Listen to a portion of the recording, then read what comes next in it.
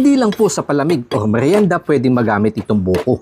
Kahit ulam kaya nitong pasarapin. Mapakinabangan kung laman di pinapansin. Kung paano, tara, tuloy natin. Isdang malasugi aking gagamitin. Sakto ang pamaskong bigay ng ating kaibigang sila Basero. Ang kapal ng katawan kaya kinuha lang isang pisngi. Saka pinakuluan upang madaling makalas ang laman. Niyog pinakatas nagdagdag ng sabaw dahil kukunin lang sa isang pigaan. Yung isda hinango pinalamigan saka hinimay sa maliliit na hibla. Sibuyas unang lagay pinaalatan ng asin. Binudbuhan ng paminta, betchin kaunting lasa upang sa loob magsama-sama.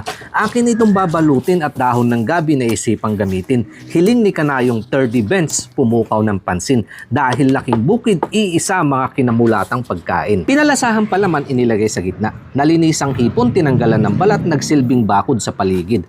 At nakuha laman ng buko ang pinakagitna. Saka dito binalot at tinalian. Balat ng saging ang ginamit para hindi bumuka kapag isinalang. Napapanood ko ito sa pagluluto ni Inang. Kaya mula pagkabata kasama ng kinalakihan. Minsan sa dilis o kaya alamang.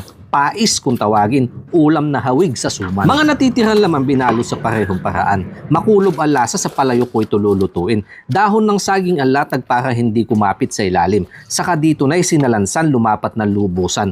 Lagay ng luya sa ibabaw sa kasiling panigang. Kaunting patis dagdag aroma saka ibinuhos yung gata na panluto ng laman. Hindi nito kailangan ng tiradang paspasan. Slow cooking na halos init lang ng uling. Maluto ng mabuti hindi sumama ang kati. Saka binalikan, lagay ng kaunting suka, saging ang gagamitin. Saka hinaya ang main-in, kaya kung may buko ka dyan, pwede mo din itong gawin. Version ko, pais sa buko. Napakabuti niyo po, Ama, sa pagpapalang pinagkaloy mo yung araw at sa pagmamahal. In Jesus' name, Amen. Hindi ko na po masyadong pinatuyuan ng sabaw. Pinalapot pa, kasi medyo gutom na din ho ako.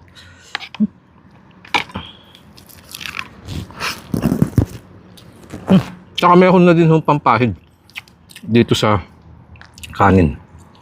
Nagawa ko na nga din po ito sa maliliit na hipon. Yung hibi, kung tawagin. Ito nga lang, may buko.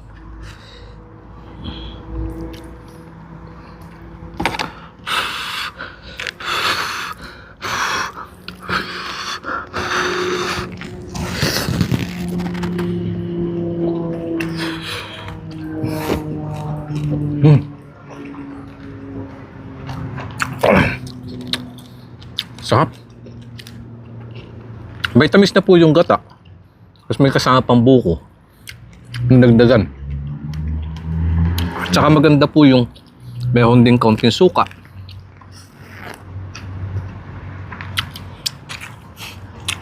Para hindi naman ho masyado nakakaumay, nakatulong siya sa lasa.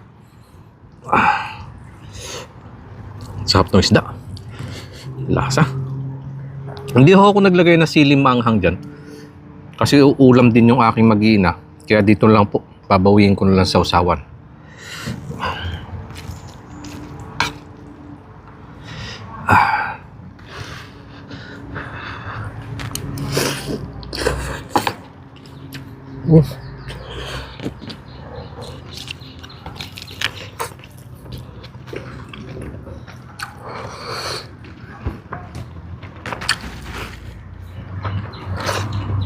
Sarap.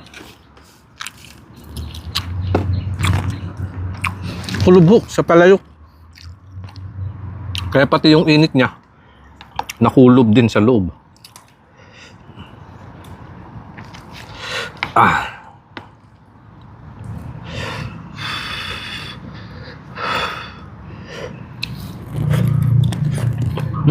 Grabe, ang sarap.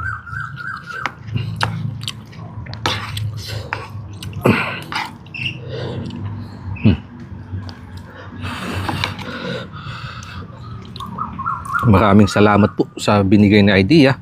Nasubukan ko ang ganitong luto.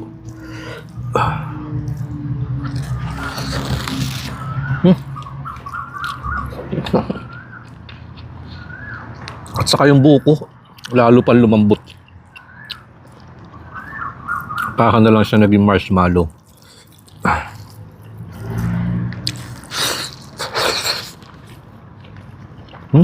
Wow.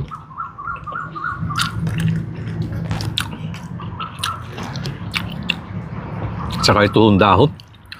Dapat pala dinagdagan ko pa. Ang sarap niya.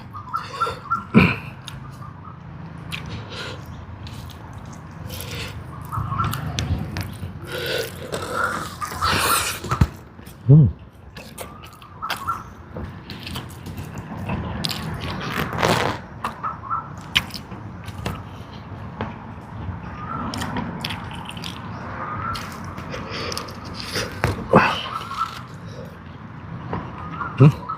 Naipakita ko naman na po ang pagluluto, mga kanayon.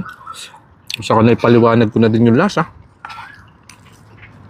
Diyan ko na ho puputulin.